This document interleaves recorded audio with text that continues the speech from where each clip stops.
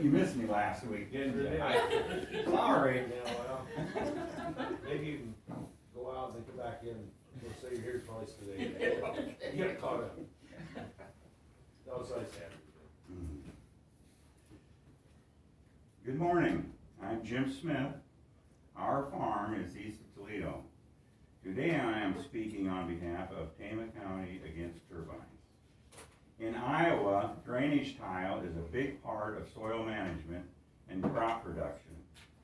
I spoke with a farm tiler recently who shared experiences of farmers he works with in Tama County. Those farmers signed easements to place industrial wind turbines on their property. Many of those wind turbines went up just a few years ago. Here's what they had to say. This is what the Tyler said. 9 out of 10 Tallahassee County farmers the Tyler worked with said they would not agree to have wind turbines placed on their property again. Let me repeat that. 9 out of 10 Tallahassee County farmers in the turbine field would not agree to allow wind turbines to be placed on their land again if they had to do it all over again. That's based on what they actually experienced in living and farming around wind turbines. You often hear people say, I wish I would have known what it is really like, or no one told me that, or I had no idea what it's really like to live or farm around wind turbines. The soil compaction from heavy equipment used to construct wind turbines can significantly decrease crop yields for years. A lot of farmers today are putting in pattern tile. It forms a big grid across the farm field to help drain water. He shared that tilers are typically more concerned about working in areas with underground electrical wires around their wind turbines than they are about trenching in tile in areas with buried gas lines. Think about that. Tilers are often more concerned about trenching in areas around industrial wind turbines than natural gas lines. It's dangerous to tile around buried natural gas lines, but tilers believe it can be even more dangerous to try to lay tile around an industrial wind turbine. That's because if the electrical lines aren't properly buried or properly marked, and if a tiler strikes an underground electrical line, they are dead. It's lights out. You're sitting on a tiling machine, you're pulling a plow or a trencher, it breaks into that high voltage electrical line. Electricity just goes right up the machine and you're dead. It can be very dangerous to tile in areas around industrial wind turbines. Tama County farmers depend on the drainage tile working properly. They've invested a lot of time and money in their tile over the years to help properly drain their fields to help increase yields. When tile lines are cut by a commercial construction crew putting in the massive, extremely heavy wind turbines, the drainage tile is never the same. Cut and crushed tile can impact not only the farmer's land who has signed the easement, but also the yields of adjoining property owners who have not agreed to wind turbine easements. That's just not right. That's another reason why Tama County wind ordinance needs to be updated to require greater setbacks for wind turbines, not just 1,000 feet or 2 times the height of the turbine from a home, but instead from the property line.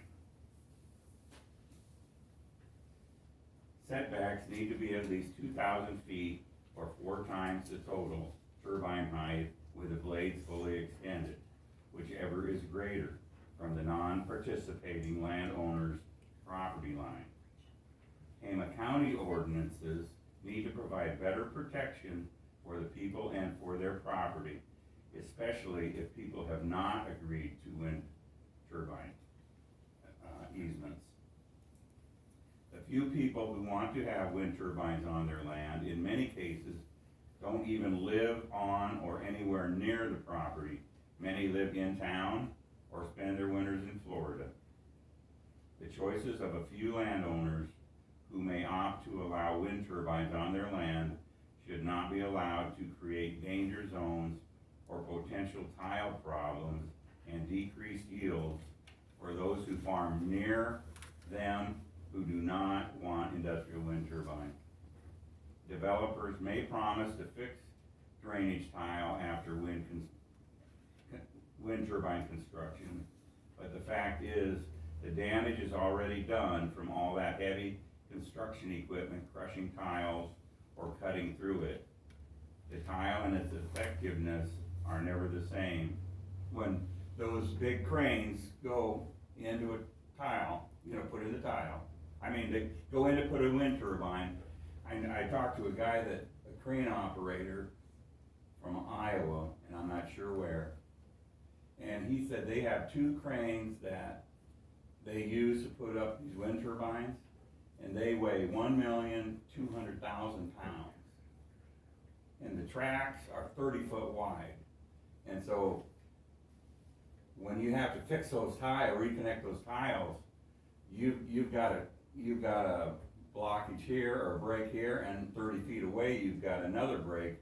So you have to, go, it's not just like splicing a tie, it's a long stretch.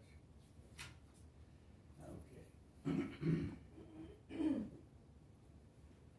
Okay, where were we? You getting close, Jim, or you getting close, your 5 minutes is over? Yeah, I can let somebody else take over.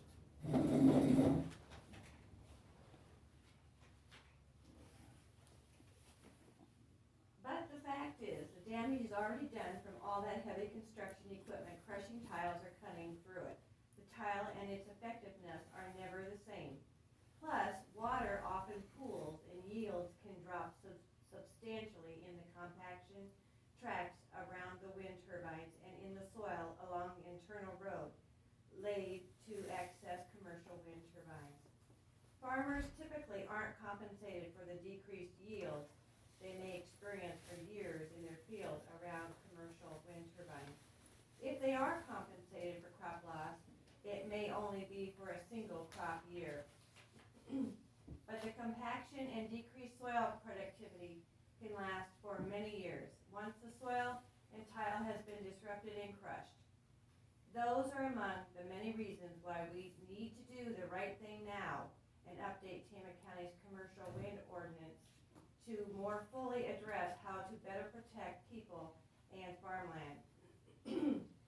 We need to make sure that infrastructure like electrical lines for wind turbines are placed deep enough in the soil that they don't come up with the frost heaves. And we need to make sure that the infrastructure is far enough down in the soil and properly marked that it never comes in contact with farm or tiling equipment. And once a commercial wind turbine or a solar project is decommissioned, we need to require that all infrastructure associated with it is completely removed from the soil. That specific language needs to be part of Tama County's updated commercial wind and new commercial solar ordinance. That includes electrical lines, cables, concrete, re-rod, and anything that wasn't there before the commercial wind turbine or solar project was constructed. Because if a farmer or a tiler equipment strikes underground electrical lines around industrial wind or solar projects, it could be deadly. Let's work together to help save lives, our quality of life, and our precious Tama County farmland. Let's work together with the zoning board to complete the necessary research and work to make comprehensive updates to Tama County's commercial wind energy ordinance and to develop an industrial solar ordinance to better protect us all. Excuse me. The Tama County Against Turbines Coalition stands ready to work with you and the zoning board in that process. Thank you.